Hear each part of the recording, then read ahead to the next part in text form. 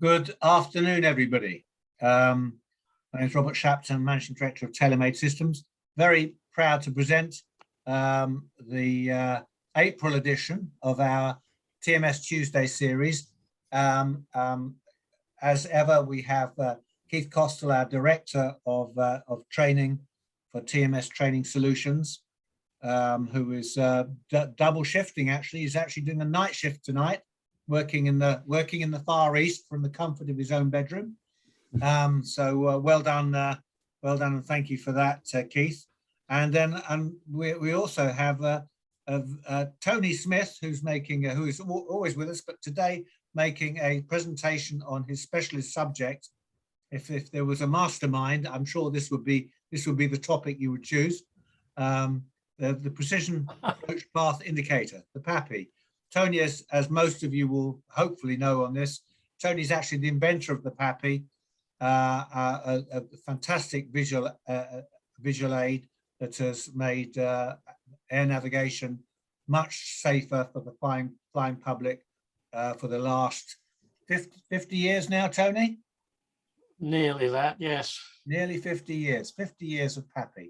So, well done, Tony, and a fellow of the Royal Institute and a gold medal winner as a result. So, and we're very proud to present Tony today, who will share his knowledge and understanding with you, because as with most things, the story hasn't finished yet, and we take our eye off the ball or eye off the PAPI at our peril. So, over to you, Tony.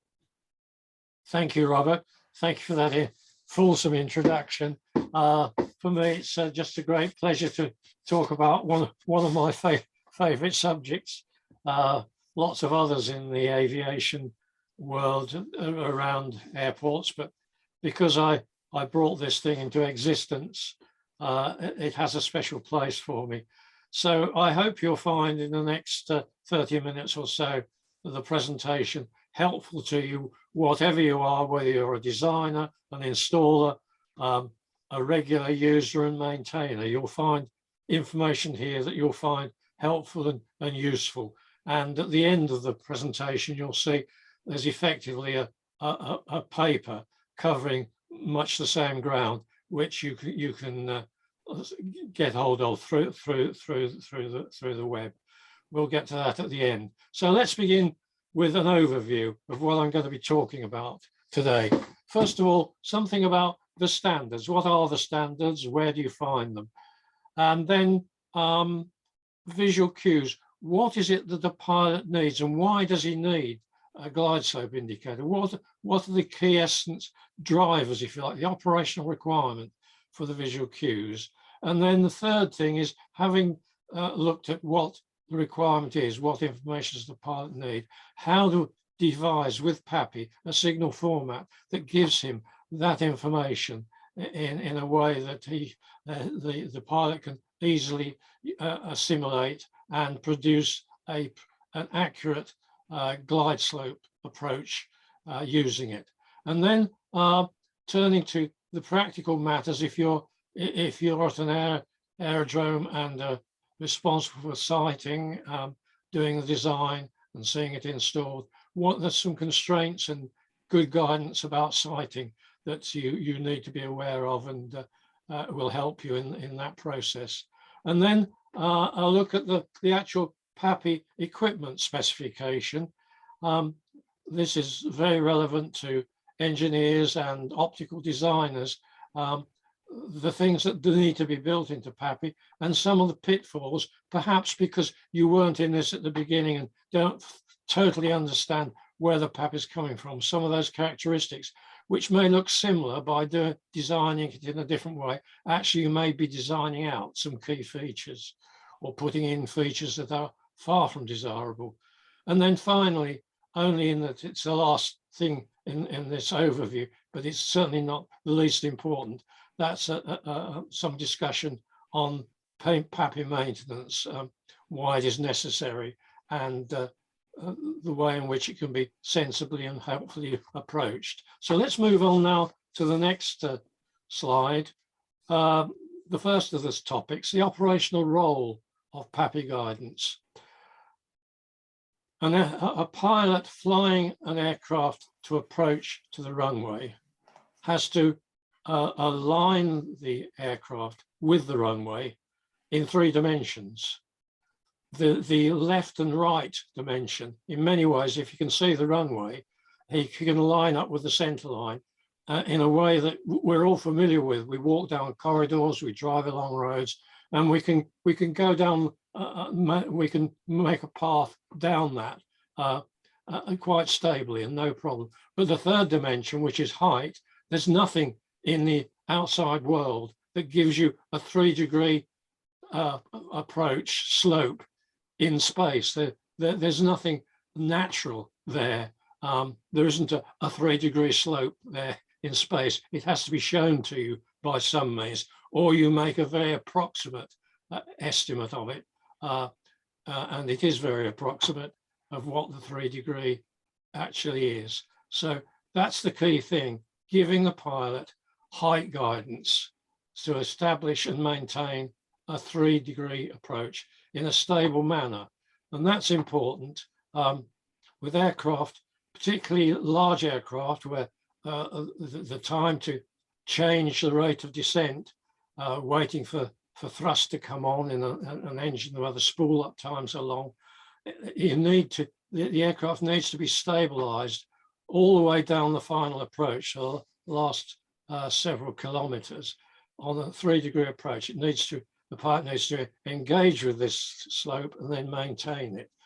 Because there's a sort of aviation saying that a good landing follows a good stable approach. If you don't have a stable approach, your landings tend to be rather ragged at times. And then thirdly, we now move into some safety issues. The obstacle protection surface in the approach area of the runway is defined, and that's an area where below that there can be obstacles. Above this surface, there should be no obstacles in the path of the approach. This is a safety boundary, as it were, below the glide slope to ensure there are no incidents of aircraft striking structures. So the aid ensures that the aircraft, when it's following this aid, will not go through that protection surface. And one thing operationally it does, and sometimes this is really quite crucial, it minimizes the touchdown scatter, the variation in distance beyond the threshold where the aircraft touches down. Obviously, you don't want to touch down short. On the other hand, you don't want to touch down long, because for a number of reasons. One is on very small runways, short runways, where landing distance available is critical. You want to land as close to the threshold as you safely can, so you've got the maximum runway available for stopping the aircraft. On large airports with long runways, minimizing touchdown scatter can be operationally important, because it can enable particularly some of the short haul aircraft to leave the runway at an intermediate exit onto the taxiway, thereby clearing the runway for another approach or takeoff. So there's an efficiency issue there. And the safety issue comes back again in the ICAO visual aids panel in the 90s, when we looked at land hold short operations that the Americans particularly were pushing.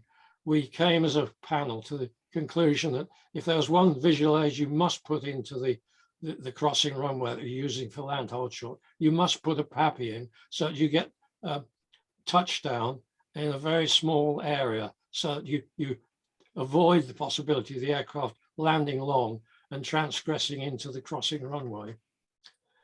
And finally, in this section, I'll just highlight the fact that what can happen on an approach, you may well have had a nice stable approach, maybe coupled to an autopilot for most of the approach. And then as you come to the last 200 or 300 feet, the aircraft starts to descend significantly faster than it should do. And if you don't correct it, you can land in the approach lights. this was a thing that was happening before PAPI was introduced quite a lot, where the wind shear caused by a change of wind direction low down causes this phenomena. And it isn't immediately obvious unless you've got a sensitive glide slope indicator that it's happening. And by the time otherwise you see it's happening, it may be too late for you to correct as you're so close to the ground. So it's a very important, it's a protection against being upset by wind shear. So let's go on to the next slide then now and look at the signal format that does all this for you. Here on the right, you see a diagram that an explanation of it. The layout, you can see the left-hand half of this page. The PAPI, the 4 light units on the left-hand side, adjacent to where the aircraft should be aiming to get a touchdown, safe touchdown, fairly close to the threshold in the touchdown area.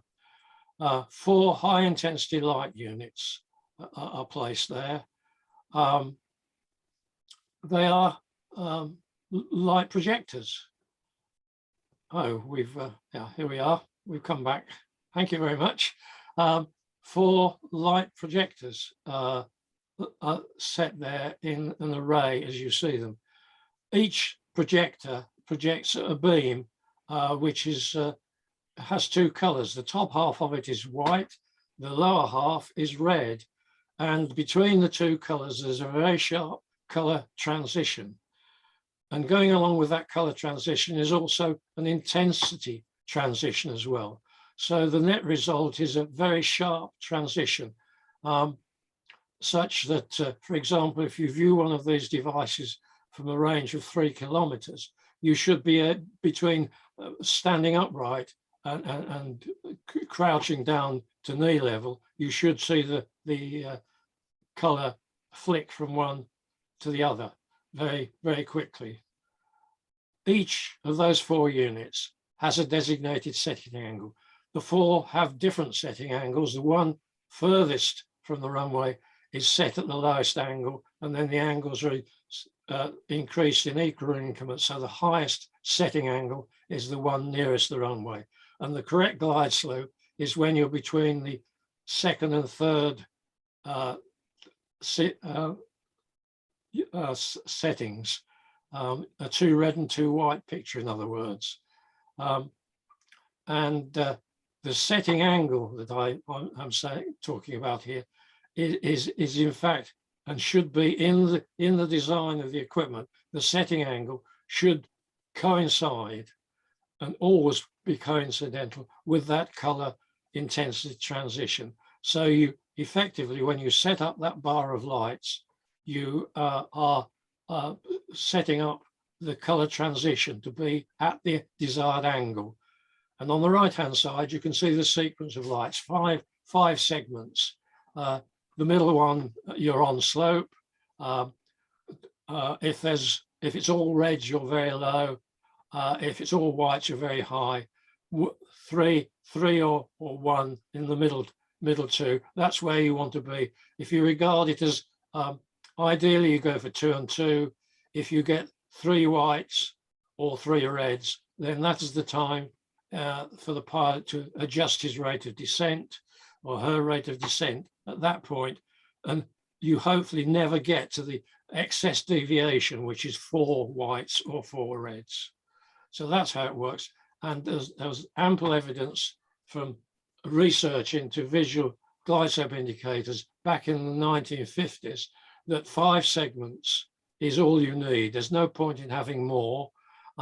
Less will do for some of the less demanding, particularly small aircraft situations. But for large aircraft, certainly in international airports, a 5-segment aid is the ideal solution. So let's move on from the signal format that we chose to use to our next slide, which addresses this issue of location. The PAPI has to be in the right place to ensure the optimum use of it in terms of where the aircraft touches down, whilst maintaining a clearance to make sure we never land in the approach area.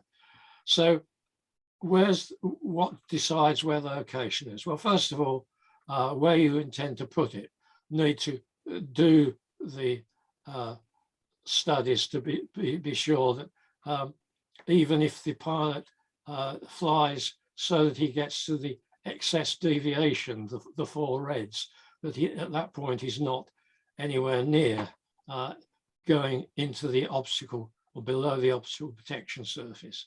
The PAPI ensures that the pilot can be sure if he's flying the PAPI, he won't hit any obstacles. The second thing, and importantly, is wheel clearance at the threshold. Obviously, no pilot wants to land the aircraft in the undershoot, nor does anybody else wanting to land there. You want to land on the concrete, on the runway. And it's necessary in the realities of the real world to have some allowance built into where you put the location, so that effectively when you're actually using the aid as it's designed to be used, following the 3 degree, you've got a minimum wheel clearance at the threshold. And this is your safety margin. This is why you need that wheel clearance, because no system is absolutely perfect. You're not going to draw a line in space with deviations of less than a centimetre or something. Whether it's the PAPI or the ILS, there will be some, and they've been designed so that the deviation is small, but there is some deviation. And on very rare occasions, then perhaps a wind shear case, for example, where you're still trying to correct as you come over the threshold. There needs to be a bit of spare space, as it were, under the aeroplane at all times. That's the safety. And having said that, then you can assume for normal purposes, for calculations, that the aircraft is flying down the 3 degree slope. You don't need to build any other allowances. That's your safety factor, the wheel clearance requirement. Then there's the matter of harmonisation of signals. It is confusing to pilots if they're flying either coupled for an automatic landing or coupled down to a decision height, to look up and as far as the ILS system's concerned, they appear to be in the right place, but the PAPI is saying, no, you're too high, you're too low. The PAPI needs to be placed so that the pilot near the glide slope on the way towards the runway will, as he cross refers, will see that the aircraft is in the right place. And that harmonisation needs to be available down to the point where the flare starts, quite close to the runway threshold, but not down to a theoretical landing point, because of course neither the ILS signal itself isn't used at that very late stage. It doesn't continue right down to the ground itself, and so the autopilots take care of that using other measurements. And as far as the pilot's concerned, once he gets to the runway threshold, he wants to reduce the rate of descent and make his glide slope less than 3 degrees to become asymptotic to the runway, not too far beyond the aiming point that the PAPI has given him. And then, of course, you have the reality, the real world, just where you want to put your PAPI. Some carefully designed runway has put a taxiway just where you want to put your PAPI, or indeed there may be a crossing runway, and you can't put your PAPI there. But so often that can be overcome by putting the PAPI on the right-hand side, and that's perfectly okay to put it on the right-hand side. It's self-evident to any pilot that the PAPI is on the other side, and it will still be that the red lights are nearest to the runway, and the white lights are the further away from the runway. It's pretty obvious, and that will generally enable you to do it. And just the odd occasions when you can't, and you have to pay a penalty in terms of location. And then the height differences of the topography. The runway may not be on a perfectly flat, there may be there may be a slope in the runway up or down towards the PAPI from the threshold. There also may be unevenness and crossfalls outside the runway where the equipment is. You've got to make allowances for that. Do the simple geometric calculations. You can get guidance in the ICAO documentation, so that what the pilot sees is that beam, that set of lights, 4 lights, in a straight line, and in a straight line that will take him to the place, or her to the place that he should be aiming at, and maintaining threshold crossing height clearances. So there's some work sometimes to be done there. So some airports, of course, the whole thing's perfectly flat and it's a lot easier, but those differences do occur and have to be taken care of. You mustn't have a bar which has a slope on it between the runway end and the other end. It needs to be level, horizontal. So let's move on to the next slide then now, and some consideration, some operational issues that are related to that choice of location. First of all, trying to address some of those issues I had in the previous slide, you must address them within the context of what the ICAO standards say. And you can find that in Annex 14, and the Aerodrome Design Manual can give you help there.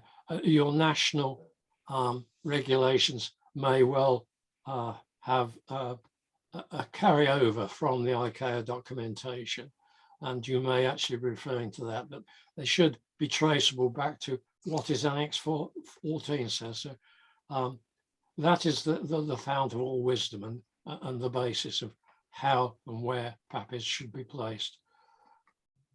My second bullet point is something Robert said at the beginning. After all these years, there's always something we've never finished.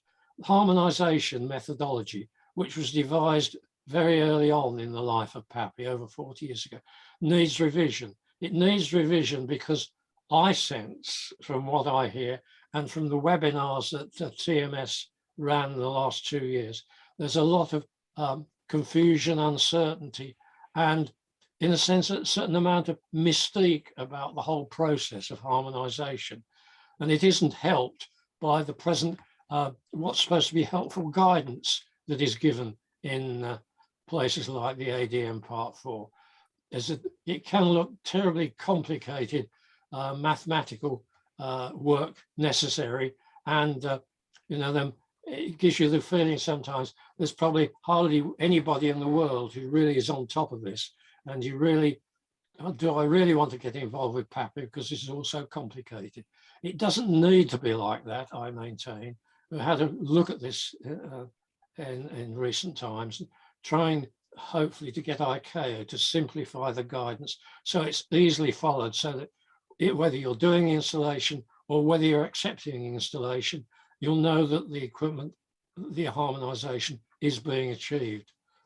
And in that whole discussion, I think we do need to take account of a number of things. First of all, the 747 aircraft, with its very large difference between where the pilot's eye is and where the main wheels are in terms of the flight paths they follow, that dominates the sighting of where the PAPI has to be to get harmonisation.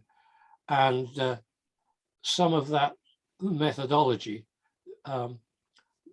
leads to a decision where you put the PAPI so far up the runway that it's practically no use even to the 747, and certainly the narrow-bodied aircraft find themselves landing hundreds of feet up the runway if they use it, more than they need to. So they don't tendency not to use the PAPI because it doesn't serve their needs.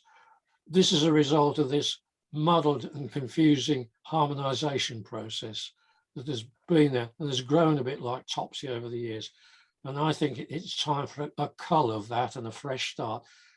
And I believe that the studies I and others did in the last 2 or 3 years, we could optimize the process, simplify it, probably come down to some lookup tables or graphical presentations. So, you know, in one page, you've got all the information you need to select the position relative to the threshold for your situation. And going along with this theme of mine of we need to revise the harmonisation procedure. I think many of us are aware of the fact that the ICAO has talked quite a lot about ILS being phased out probably by 2030, with the hope of, I guess, in most cases, moving to GPS-based guidance, which is already happening with some aircraft in some places, some applications. The problem becomes obvious once I say, of course, you don't have an aerial. You've got no ILS aerial to harmonise the PAPI signal with. Where is the reference point on an aircraft that's doing a precision approach coupled to non-visual guidance when there's no aerial? My suggestion is for all of this and for the future, right now, when we do the harmonisation revision, our datum should be the wheel height at threshold, and we build everything on top of that and forget about where the aerial is. That shouldn't dominate the design. So there we are. That's still things in progress. And in a sense, in this presentation, we can't say we can fix it all for you tonight, but that harmonization process isn't as complicated, even as what's there now, if you really get stuck into it. But I'm hoping we can fairly rapidly, in ICAO terms, let's say within the next 5 years, do something about this. So let's go on to the next issue then, the functionality of PAPI. What does the PAPI look like to the pilot? What's the pilot actually see? Well, first of all, the pilot needs to be able to see the PAPI, and on an approach, for example, in a downtown environment, where often the space that's got the fewest lights on it is the runway. It can be a big of a black hole. There may be millions of sort of natural lights out there. You want the PAPI to jump out of the scene and say, here I am. And in a reduced visibility condition, in mist and so on, as soon as it's at all possible, the first thing you want to pop out of the gloom is the PAPI array and say, here I am. You can fix your glide slope, and now you can start worrying about aligning of the runway. So it needs to be conspicuous. All visual signals have these 4 characteristics of being conspicuous and legible. And the legible requirement is that, yes, you can see the lights, but can you actually see what it's saying to them? If you were talking about a sign, you would say, can I read the letters and numbers on the sign? Is it legible? Well, is the signal legible? Can you see all the lights? And can I get a usable signal from it? And then, is it comprehensible? Can I understand what it's saying to me? Does it make sense?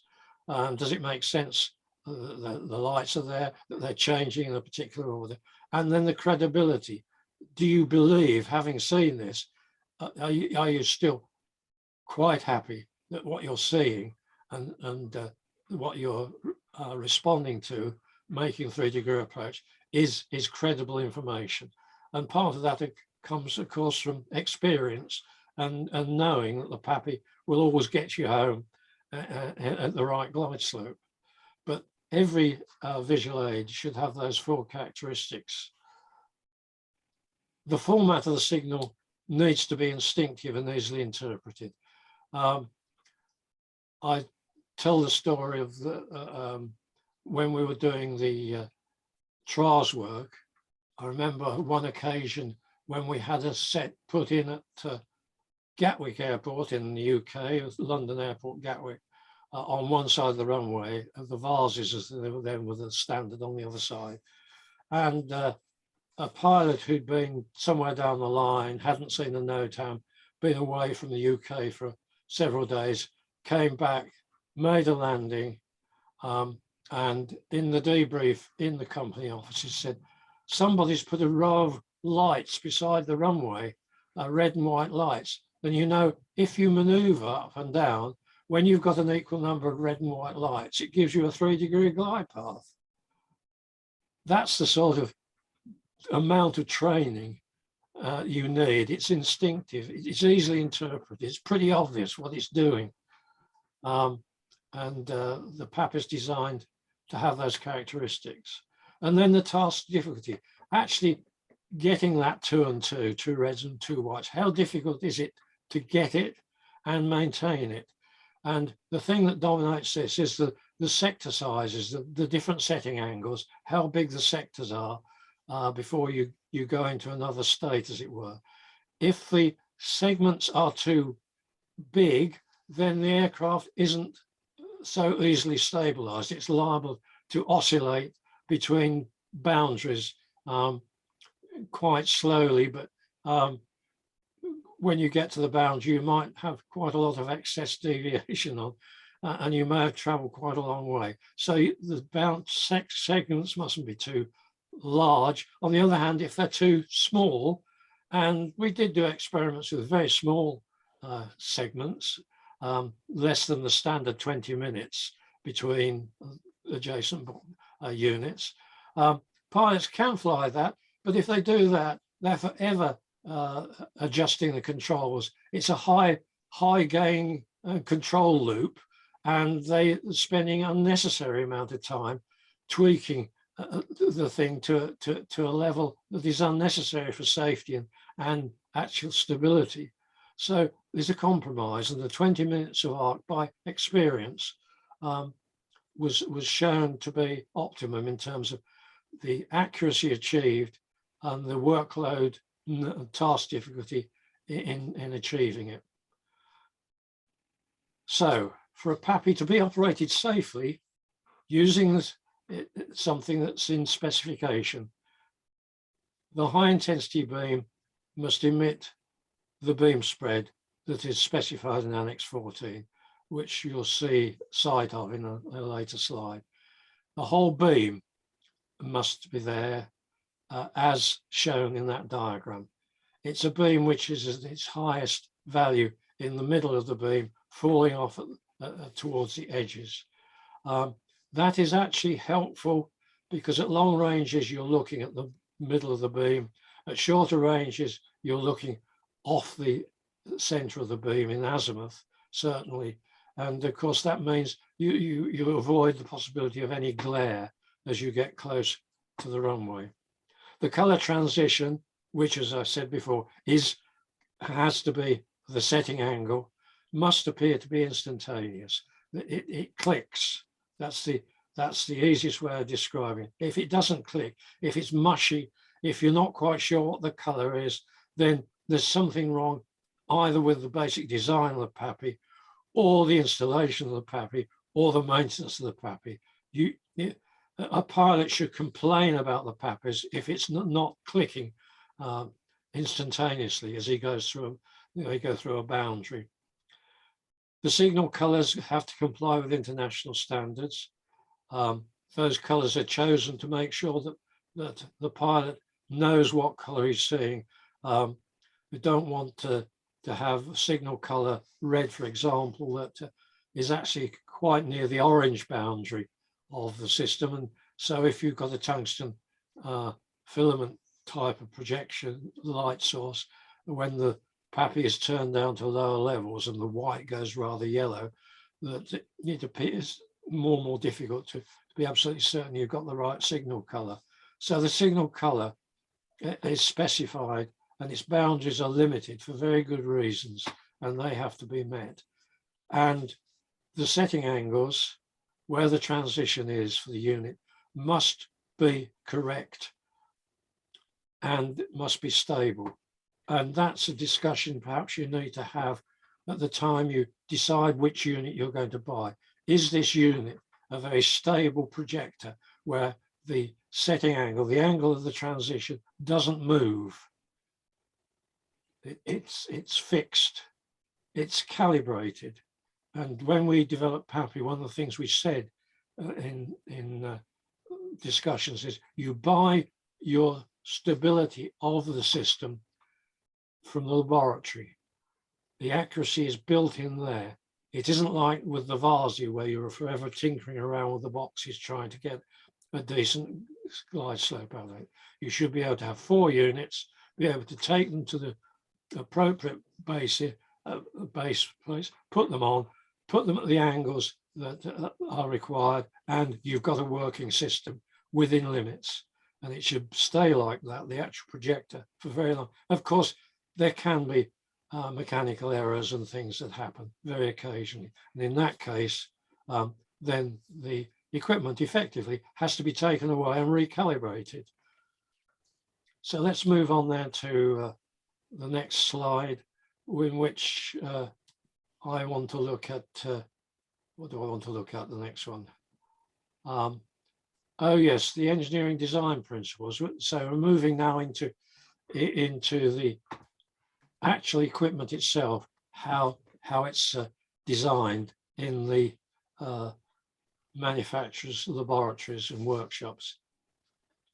The first thing I want to say, which I hope might be helpful, if anybody feels a bit spooked by this equipment and say, well, I don't understand it. It's not like other lights where it's just a light in a container, and basically I just need to keep it clean and put a new light source in if it fails, just like I've always done at home with my lighting. Here is a projector, and I don't understand that, never had any experience. Well, I would say, have you never had a slide projector in your house? Have you never, in the days gone by, probably is gone by now, used a slide projector to look at your favorite holiday slides, where you focus the image onto a screen, say 5 meters away from the projector? Well, that's what you're playing with. You're playing with a slide projector, nothing more, nothing less than that. That's what you've got. But it isn't focused at 6 meters. It's focused at infinity. So the sharp channel, it's in focus where the pilot's looking at it at long ranges. In practice, this means from as the most distant range from which the pilot will see it down to virtually the runway threshold. It will appear to be as sharp as it can be, the image, and it'll be a white over red projection that it comes out of your slide projector.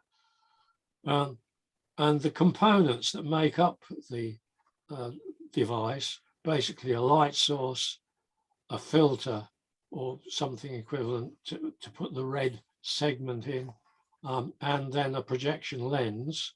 And of course, it may be a more complex lens if the manufacturer thinks they can improve. It may not be a single element lens, but basically there's 3 things: the light source, the filter, and the lens. And apart from very occasional changes, which must be done off-site, the only thing that will ever be changed is the light source. Of course, light sources have a limited life, and the design must be such that you can do that without affecting the alignment of the whole device. If you consider these units are actually rigidly mounted to a common base plate, so that they cannot move relative one to another once they've been manufactured and calibrated, and delivered to you like that, with a means of adjusting those 3 lights, if you like, the base plate, to the angle at which you require for each of the 4 setting angles, which you'll do either, as we did in the original equipment, we had a plate on the side of the unit, an integral part of the base plate, where we put an inclinometer, and so we just use that inclinometer to set the angle. You can have electronic type devices these days, but basically you must be able to put it in place and use as whatever the manufacturer says you should use to set the angle, and that should be it. That's what you should expect from the design, that it's a very stable light emitter. So moving on to the next device. Having said all of that, we do need to look at maintenance. And we need to look at the maintenance regime really from the moment when you first put your PAPI units, the 4 PAPI units, on their legs in the adjacent to the runway, and adjust them according to the manufacturer's a description of how this should be done. And then you need to then inspect them in situ, on site, to see that in fact the whole system is working.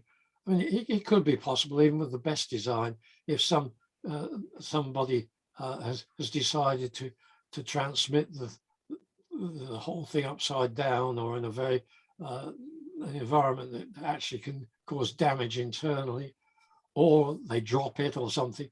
It may not be right. You have to be able to check on initial installation and acceptance. And you really need to use the same techniques as you then can carry on with using and need to use to support adequate maintenance. Now, PAPI needs maintenance. All lighting needs maintenance, but PAPI is no different. It needs maintenance, and it needs maintenance just like an ILS needs. ILS isn't a fit and forget. There's regular checking of it, and monitoring of it, and calibrating of it. And the PAPI needs that same sort of attention. It's not difficult to do. It's not that time consuming, but you have to do it. You have to have good maintenance procedures and look at it from the point of view of good preventive maintenance. In other words, you look at trends, you see that the equipment, perhaps the output of the light is going down. Why is that happening? Is it that the light source is beginning to fail? Should you now intervene and put a new light source in? Is it getting contaminated by something? Has, in fact, a grass cutter sprayed the whole thing with grass cuttings and reduced the light output by 50%? You need to be able to monitor what's going on. The periods between the maintenance management intervals will depend on your location, both in terms of the atmospherics, if you like. If you have lots of dust storms or lots of snow or whatever, you may need to look at the thing, do a calibration test, as it were, more regularly than in other places. And also, if you're in a situation where it's virtually impossible to guarantee that the mounting legs won't move because the earth is moving so much, you need to be able to choose a periodicity in your checking that is matched to your operational situation. And you can best do that, first of all, by taking advice from people who are already doing this sort of thing, but then also modifying that with experience, so that you at all times are producing a PAPI signal which is within specification. And the good news is, after many years of PAPI not being adequately maintained and difficult to maintain, the equipment is now on the market to monitor, both for initial installation or for ongoing maintenance. The in-field, make a measurement of the intensity. You can measure the color, the setting angles, everything you need for each PAPI unit. That can be done in the field with equipment that's now available on the market. So let's go to the next slide. And here's an example. This is the one developed by TMS, fully developed and evaluated. It it has a traceable, if you like, calibration. It has been, as I was saying about the PAPI unit, this also needs to be calibrated, and it is calibrated, and it's fully developed, and it's been used operationally and shown to be very effective and giving you the right service that you need from equipment like that. It measures and records the intensity, the signal color, the setting, and transition angles. Certainly, every time you do a measurement, you need to look at the intensity and the setting angle. From time to time, you'll need to look at the signal color and the transition angle, but that's there anyway. You should be able to have a look at it when you need it. And the output from this device can be downloaded and processed, and when the equipment is being used, you can very rapidly get an indication of whether your PAPI is within specification. A sort of fail-pass indication, quite clear. At the same time, all that data you're now gathering can be stored for diagnosis of faults as and when they occur, to see them developing and to put preventive maintenance in, and also for compliance when your regulator comes along and says, well, are you properly maintaining your PAPI? Show me that you are. You have the data to show from this equipment. So to my mind, in the last few years, this is one really very important and useful, and it actually was an essential step that needed to be made for PAPI to be properly used worldwide on aerodromes. So if we move on from that, just as I come to a conclusion, just one or two general thoughts. Just to stress again, the PAPI light unit must be a calibrated light unit. Elsewhere, and I'll say it again, if you're familiar with the theodolite that you buy, you do not expect to be having to calibrate it, take it apart and make it work properly in the field. It should be calibrated with a long-term stability. You take it that what it indicates, it says is the situation, is indeed the situation. The PAPI must be a calibrated light unit, and if it goes out of calibration, the only place, the proper place to put it back into calibration is to take it at least back into the workshop environment, but maybe back to the manufacturer to be recalibrated. Think of it, the PAPI light unit, like that. You should, on a day-to-day basis, have your calibration bought in by the equipment you've built. It should be built in, and you should, horrifying stories of people fiddling about with the internal parts of a PAPI unit out in the field. It horrifies me to hear those stories. Don't do it. Insist that you have a calibrated light unit, and if you have any doubts, send it back for calibration. And then the intensity of the red-white. It is shown in ICAO as in the order of 5:6 to 1 between the red and the white. Now, you might feel, if you're a designer, oh, well, now I've got new technology. I can, with LEDs, I can get reds, which are virtually the same intensity as the white. Wouldn't this be a good thing to match the two? And I have to say to you, no, it won't. Actually, this is a blind alley to go down, if you pardon the pun. The whole point about the high differential between the two colors, which was unavoidable in the original design, actually contributes significantly to the sharpness, as it's perceived, of the transition.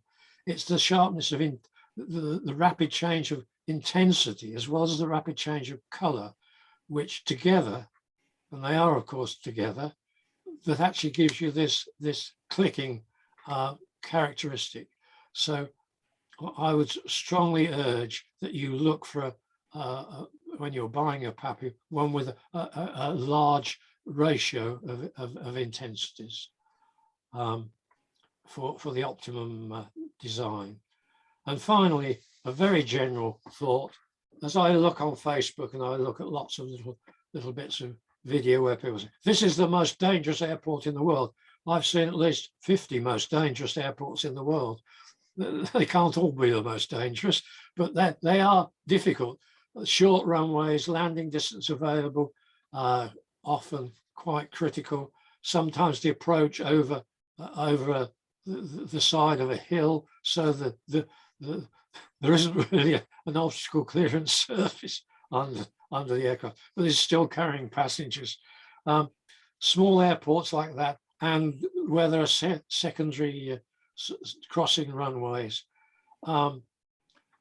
safety operations will be enhanced by the PAPI. And a lot of those bits of film, there's never a PAPI in sight. And I want to sort of scream at the screen, say, why don't you put a PAPI in? There's, again, I could tell you lots of stories of people saying, well, if there's one thing, if I go to a runway that's got no visual aids, the first thing I'll put in is the PAPI, because the pilot then has nailed his glide slope, the most difficult part of the approach, the most difficult axis. You've made that safe. And then you can put runway edge lights on and so on, which you can use as you will. But put a PAPI in first, and particularly if you've got quite a rather minimal landing distance available. It will enhance safety considerably right from day one. And the pilots will come to believe it's very credible, and they'll hang on to it for dear life. There we are. Those are my thoughts for this afternoon on a variety of subjects. I hope you found them useful and interesting. In producing this presentation, I did write a sort of technical paper, which with tongue in cheek, I entitled, Are You Happy With Your PAPI? That can be obtained online, as you see at the bottom of this slide, at the end of this presentation. It should enhance, if you think, well, what did he actually say about that? I didn't quite catch it. You should be able to find the answers in that paper. So I hope, wish you happy reading, and thank you for listening. Thank you very much, Tony, for an excellent presentation, and very informative, and I appreciate the vast amount of knowledge and practical experience that goes into delivering it. Well, now we're coming to a panel session. We've got some questions coming in. If you have any questions, please use the Q&A box on Zoom, and we'll ask those questions. We have a number already, which I will go to take now. I will stop sharing so we can actually see the presenters in the responses here. So without any further ado, I'm just going to the beginning here. Mike West wants to know what airline you were talking about earlier, Tony, so we can avoid it. You made some references to an airline. What airport should be avoided? Yes. I can't remember any of the names. Quite a lot are in obviously quite difficult situations. I mean, you go up into the Himalayas and mountainous regions. It's quite difficult sometimes to put a runway in.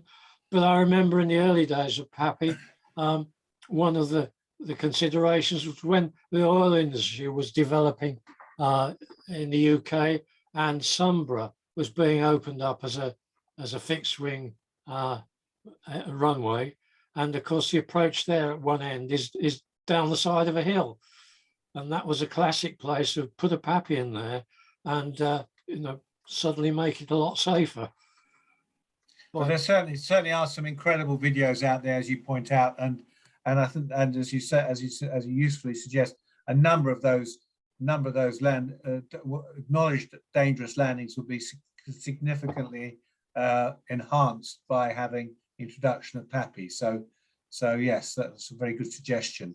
Robert Zelensky, as we know, is very much a PAPI expert, would like to know at what distance can a PAPI be seen in best conditions. So what are they designed to operate at in best conditions?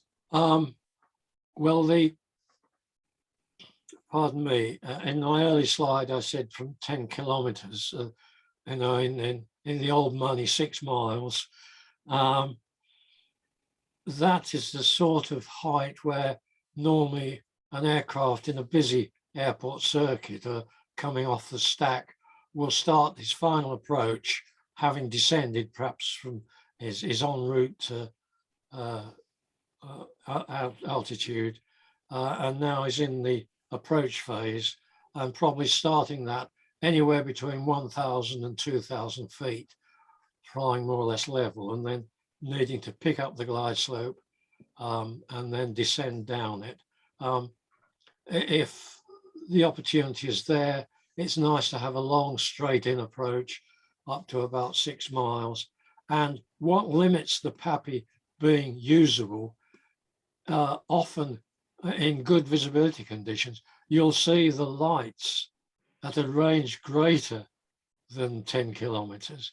But of course, they are placed fairly close together, 9 meters apart, and you've then got the ability of the eye to differentiate between 2 lights that are close to each other.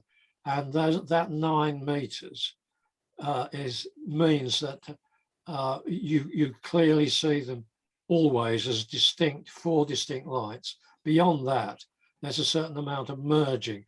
And if you could see them from a really long way away, it would just be a bar of lights, and it'd be very difficult to see the signal. So the PAPI is generally usable for about the last 10 kilometers of an approach. Right, thank you. Mr. Gay, and I don't know where you are, Surav Gay, has asked, what is the data, some couple of questions about PAPI calculation. What is the datum height? And secondly, is there any provision in MEHT for less than 0.3?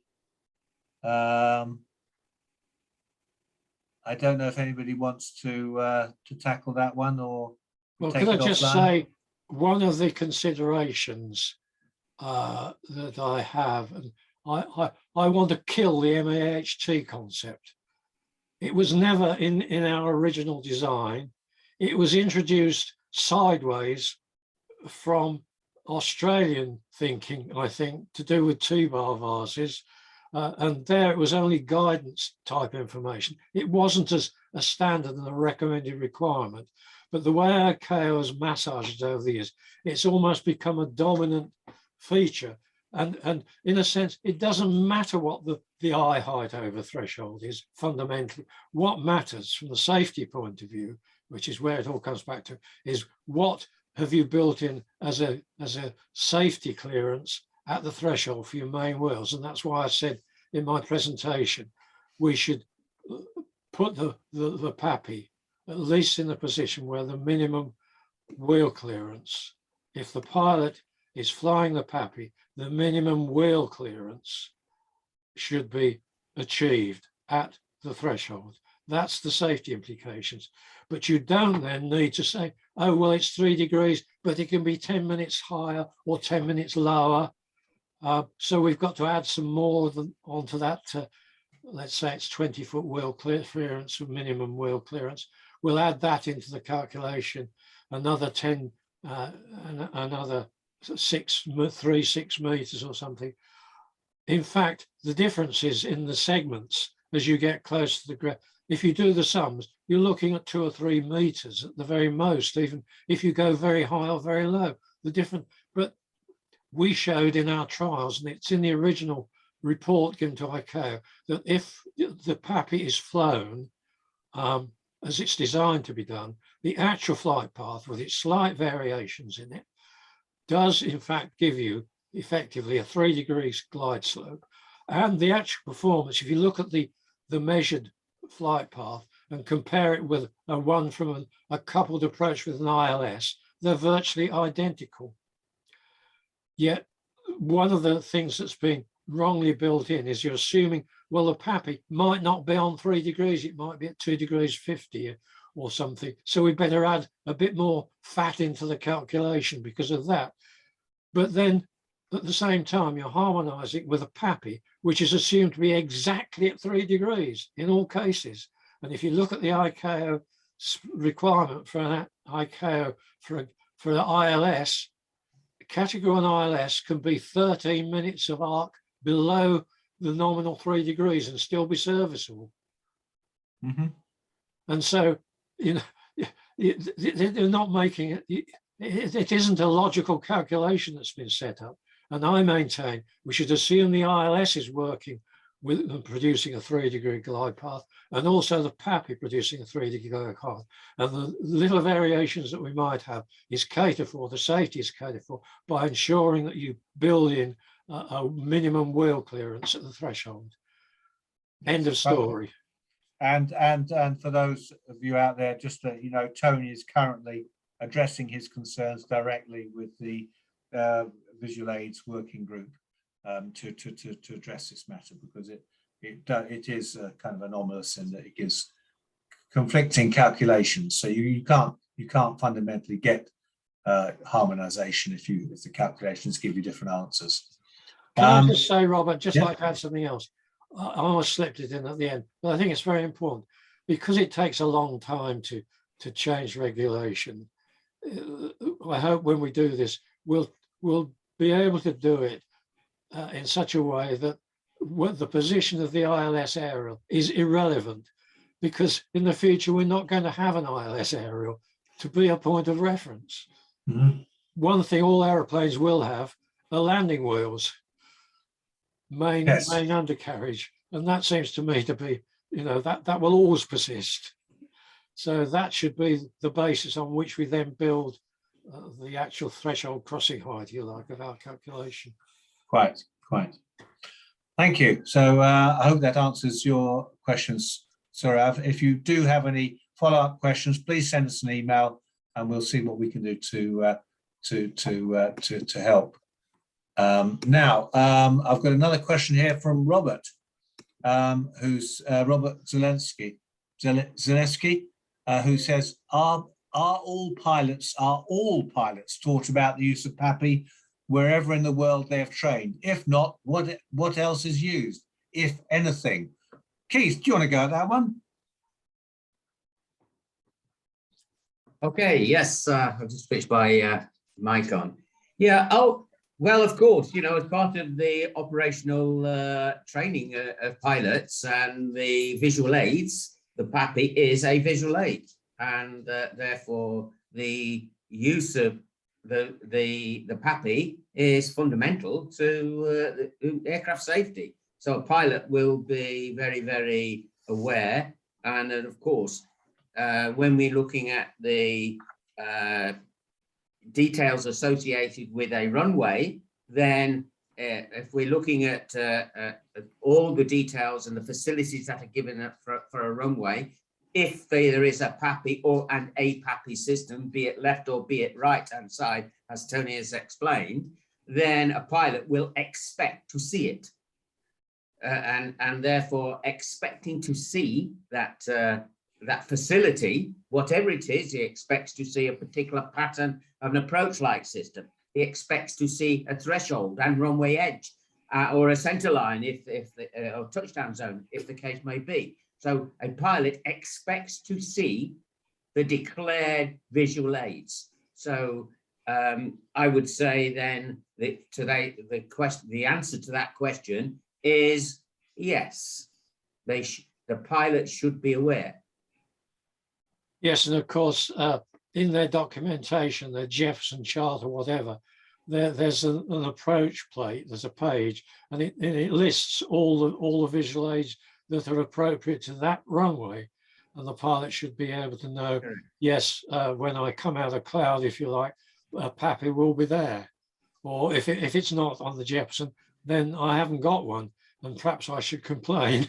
Why haven't you put me on?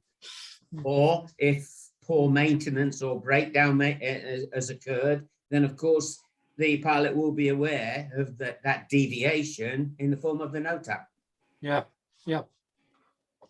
A question here from Fernando Bussolino.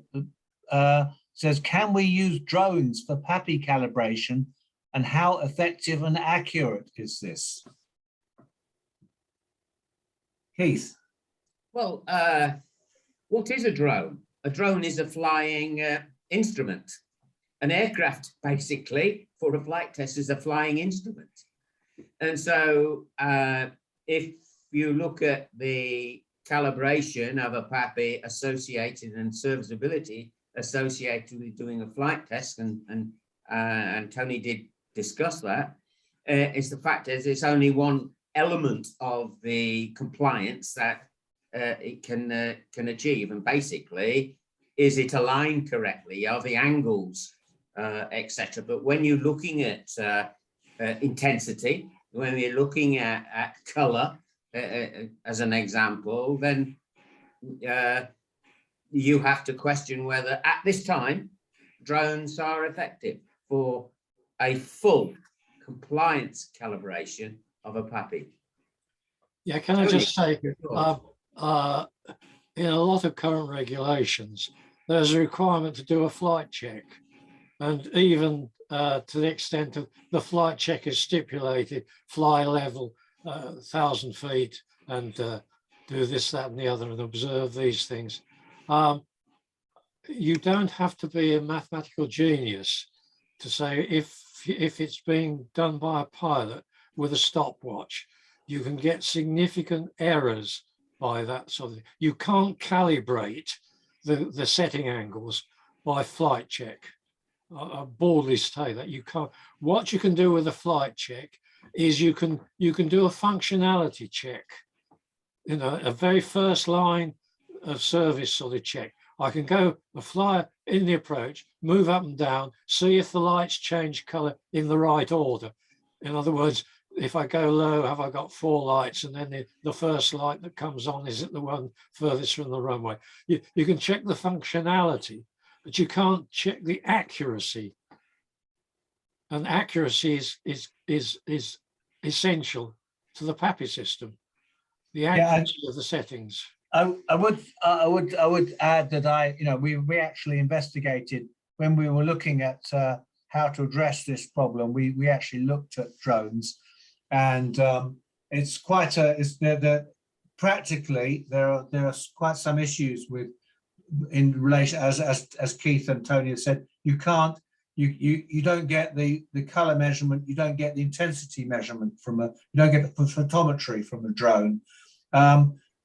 You may get the setting angle. We found it very difficult because the vertical GPS, assessing the exact vertical position with GPS is not as accurate as the horizontal position measurement with GPS. So actually knowing exactly where you are to determine the exact vertical angle was questionable in my experimentation with drones.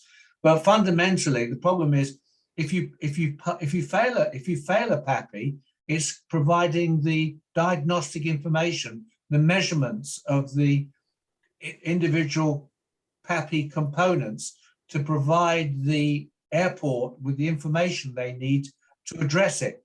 It's all very well saying that PAPI passes, great, everyone's no further questions asked, assuming it's correct, of course.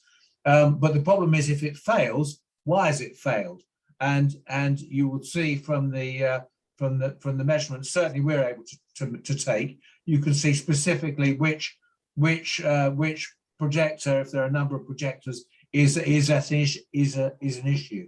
So you can determine, you can start to determine what corrective actions might be required. So we've had a question here.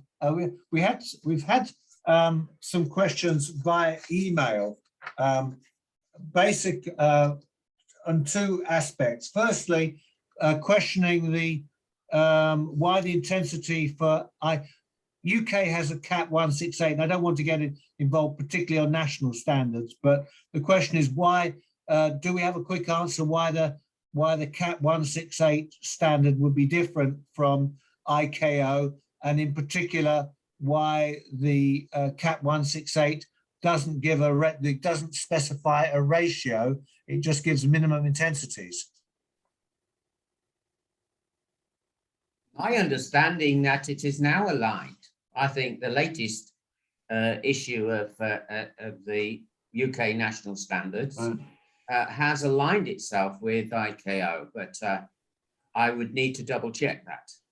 The question I think is coming is in terms of the question that was another question that was asked is the ratio of the ICAO specifies the ratio of white to red must be between 2:1 and 6:1, and is that a factor of halogen technology, or is it something that is actually desirable? Is it important, and if so, where should the well, you know, I think this is the sort of thing I'm saying. Over the years, various things have been added into the PAPI or specification, because I stopped attending the visual aids panel in the late 1990s.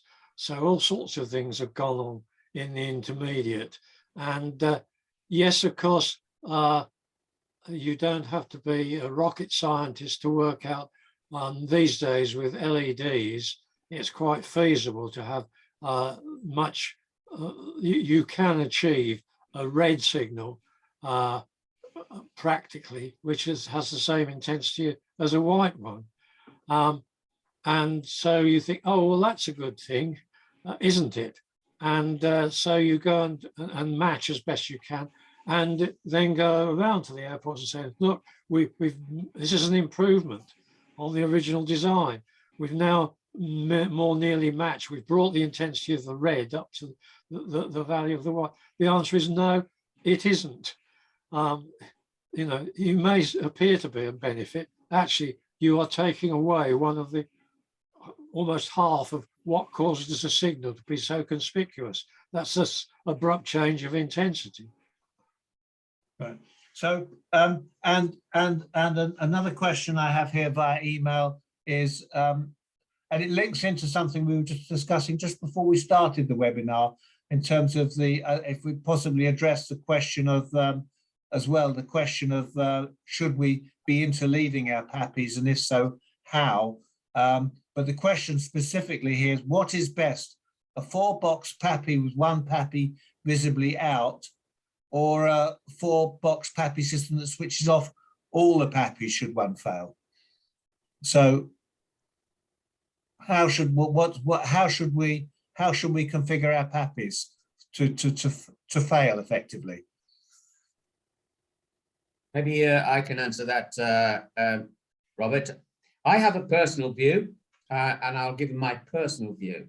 The PAPI is a glide slope indicator, which is the pilots use for safe landing. As Tony has explained, to clear any obstacles in the approach, and also to ensure that the correct glide slope to ensure it is a nice smooth touchdown will occur at the correct location, for landing distance available, etc. So that's been explained. When it comes to how to electrically connect, then of course ICAO say all visual aids shall be interleaved.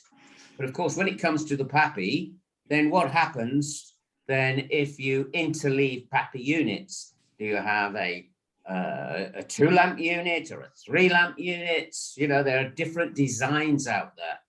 It is a safety feature, and therefore, if it's a flight safety feature, my personal view is that if there is a potential problem with a PAPI system, then it should switch off, and then a suitable NOTAM is raised. That's a personal view, but this is a subject which has gone round and around and around for many years, and some manufacturers with their design guidance will give alternative ways to provide the requirement to interleave for PAPI units. Ideally, of course, if, as Tony has mentioned earlier, the PAPI is normally put on the left-hand side, a PAPI can be moved to the right-hand side, but of course a PAPI can be on both sides. Now, the ideal solution, if you've got a PAPI on both sides and they are synchronized, the signals are synchronized, then if there is a problem with one PAPI, you can switch it off because you are still 100% compliant because you have a PAPI. Can I just add something to that? Yes, please. So to try and put ourselves in a pilot's position. You see the PAPI bar lit, but one of the 4 lights is not lit. So there are only 3 lights. Now this could be one of the 2 outermost ones. It could be one of the middle 2. Now, if it's one of the outermost ones, first of all, because there's only 3 lights, as a pilot, you will surely say, the PAPI is what in the jargon is called failed soft. It's still giving a signal, but I need to be wary about it because I've only got 3 indications. Now, if I choose to fly, let's say the outermost one is out, but you don't know it's the outermost one, you could decide to use the other 3 and use the number 2 and number 3 as your glide slope, or the number 3 or number 4 as your glide slope. So effectively, you will actually get a stable approach, but slightly low or slightly high. You know, pilots, we pay them a lot of money, and these are the sort of actually in real-time decisions they sometimes have to make. If it's one of the inner pair, then effectively you've got an on-slope segment which is wider than it should be, or slightly low. And the pilot, if it would then, I think almost any pilot would say, well, I'm still getting some information from this. If it all goes red, for example, well, I know I'm too low. So it's giving me some useful information, but I'll be careful and I'll perhaps pay more attention to other cues to make sure that safety isn't enhanced. The PAPI, even if you lose a complete box, fails soft. It doesn't all go out. Whereas if you have a single projector system like you do at heliports, you know, if that fails, suddenly you've got no visual aid glide slope at all. Whereas with PAPI, you have got some useful information. It fails soft. And that's a desirable design feature. Exactly. Good. I noticed that one of the questions, Robert, that which comes up, and a question that I often get asked, is Peter Kesterton has asked, what tolerance do you recommend for PAPI calibration? And I'm assuming that Peter is talking about the transition and the transition of where ICAO from a design criteria talks about plus or minus 1 degree, no, 1 minute, sorry, 1 minute, remind 1 minute of arc. But then when we are talking about the installation and the setting it up, then there is plus or minus 3 minutes. And then I've seen some documentation writing about 6 minutes, which fundamentally is plus or minus 3 minutes. So there is some confusion in the industry about the actual on-site calibration associated with the compliance of the PAPI calculation. I mean, should we have our transition, the center of the beam, which Tony talks about, can it be 1 minute plus 1 plus 2 plus 3, or can it be -1, -2, -3? What is that tolerance? And I think Tony's got some views on it. The original design of equipment, if you were looking at the central part of the system, then it was not difficult to manufacture a PAPI where the transition was complete from one state to the other in 1.5 minutes. As you go to the azimuth edges, unless you have a more complicated lens, where you take some of the imperfections out. As you get towards the edge, that transition tends to broaden. You've also got the reality of actually being able to set up in the field with whatever device to perhaps, if you're using an inclinometer, to a minute of arc. It'll have some variability. So the thinking behind what was written originally was that the transition, if you follow the design guidelines that we set, you will have always a total change in a minute and 1.5 minutes in the main part, middle part of the beam. But overall, wherever you are in the beam, left, right, in the middle, in the field, if you like, with the equipment you measure, you should immediately say the equipment is out of service if where you find the transition to be is 3 minutes of arc away from where it should be. It should be always less than 3, and certainly in the minute, in the center, you'd expect it to be within a minute and a half of the ideal. That's perfectly feasible. It's not asking an awful lot to achieve that. But certainly to add 3 minutes to 3 minutes and say 6 minutes, well, you haven't got a PAPI system anymore. You haven't. Correct. Going in the field and checking PAPIs. I mean, you've got the, first of all, when we're talking about 1 minute of arc, when people, that's generally talking about people putting a clinometer on the PAPI unit and checking the box is aligned to within 1 minute of the setting angle in the means prescribed by the manufacturer. But the challenge is, of course, if those PAPIs have somehow become have lost their calibration. And for example, I've seen a number of, the most common reason I've seen for that is where PAPIs have been calibrated in a workshop according to manufacturer's instructions, and in the process of driving them out to the field, whether probably caused by rough ground, but the actual component parts have moved. So you've got PAPIs with different optical characteristics, and so the box straight is not going to get the job done, and that's where a physical check, an optical check such as we were talking about earlier, comes into play. Although I have a question for you in a moment from Derek, although we're running very much over time at the moment, I still see we have people listening to this. So I have a question about the odd lights from Derek Calloway, if you take a look at that, Keith. But the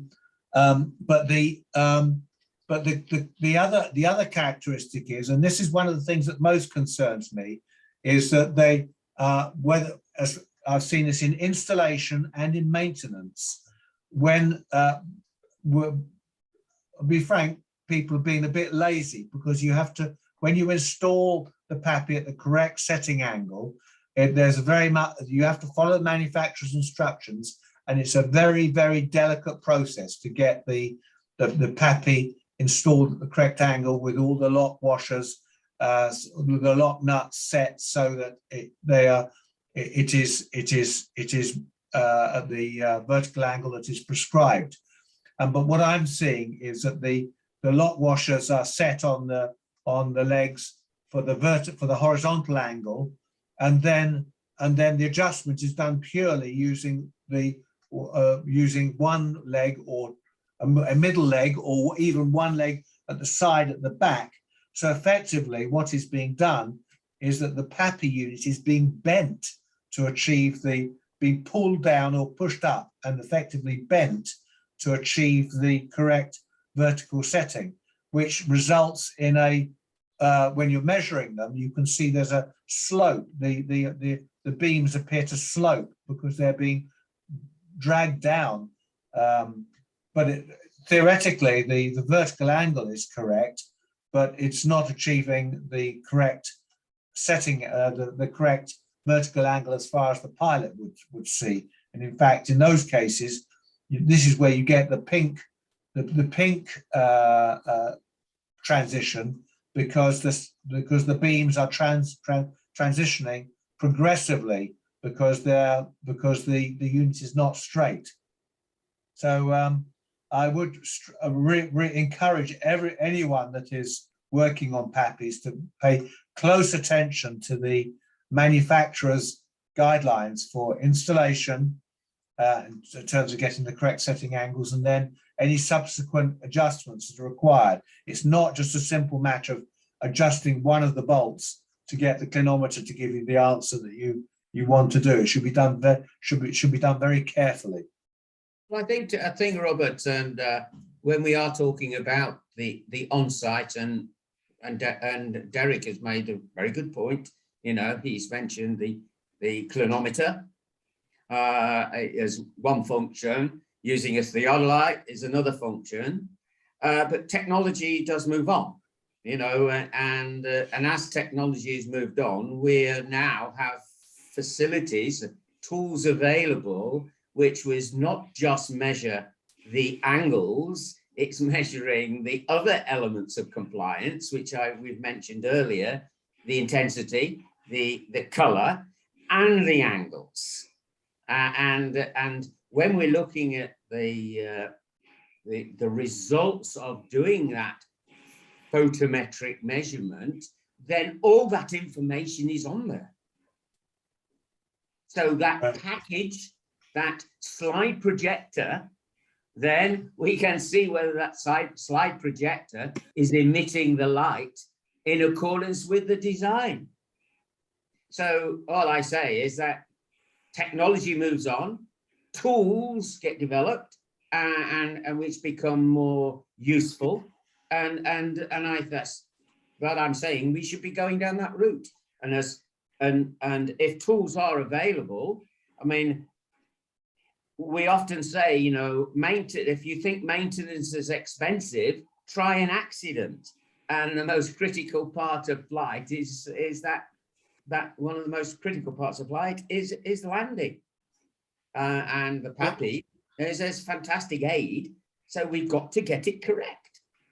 Yeah, I think if you like, it's coming back to you and your training role, adequate training, basic engineering skills of being able to align something without distorting it. You may have to use an iterative process. You do it, and then you have to go around a second time. The design of our equipment essentially was very, very simple, so that effectively the base plate adjustment, it was a single plate which you could just change the angle of, and that was independent of the base, which you could line up first. So you could line it up horizontally and so on. And so there was no question, and we used this in our laboratory as well, essentially just a plate, if you like, whose angle you can change. And then there must still be a little bit of iteration, screwing it up and so on. But I maintain you need to question your manufacturer as to how much thought they've put into the alignment process. How easy is it? And the basic design of the base plate and the attachments could materially affect this, I think. Yes. Right. Well, look, thank you very much for that. We are going to we've significantly overrun our time here. We will answer all the questions that we haven't yet answered in the form on our TMS Training Solutions website. I thank you for asking those questions. But we have to draw a line at a certain point. I would just like to take this quick opportunity to share with you the fact that our next TMS Tuesday takes place on the 31st of May. It will be on the subject of guidance signs. Can they be seen, and how to demonstrate compliance of your signage. There are a number of issues out there. It's a very hot topic. Also, on the subject of the 31st of May, that falls after the Dubai Airport Show, which we will be attending. So if any of you are in Dubai, going to the Dubai Airport Show, 17th to the 19th of May, we look forward to seeing you there. We will be sharing a stand with our local agents and distributed Bayonet Airport Systems. So that's on the 7th, starting on the 17th of May. If you have any questions you would like us specifically to address on signage, please let us know. And I'd like to thank Tony, of course, Keith, Damon and Felicity for all of their hard work in preparing today's webinar. And thank you, of course, yourselves for participating. And we look forward to seeing you all on the 31st of May. Have a nice rest of the month. Goodbye.